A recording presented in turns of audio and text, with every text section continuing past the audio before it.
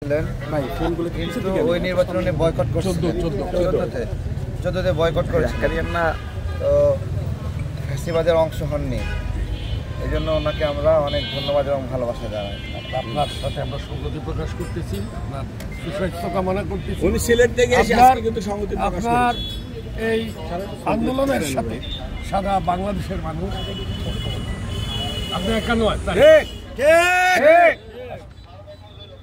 এই 98 ঘন্টা আমরা আশা রাখবো প্রধান নির্বাচন কমিশনার তারেক ভাইয়ের সাথে বসে এটার একটা সমাধান।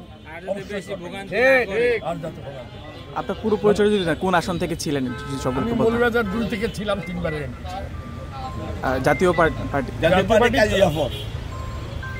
পার্টি কাজী জাফর, উনি ওটার সাথে ওটা প্রেসিডেন্ট। আমরা 14-13 আপনাদেরকে অনেক সমস্যা করছে রাজনৈতিক ময়দানে। আমার এখান থেকে সবাইকে অনুরোধ জানাই, জাতীয় পার্টি কাজী জাফর 12 দলীয় জোটের প্রধান আমরা। মুস্তফা জামাল হায়দার এটা চেয়ারম্যান। ও জামাল হায়দার স্যার, জি জি জি জি জামাল হায়দার ভাই এটা চেয়ারম্যান হিসেবে দায়িত্ব পালন।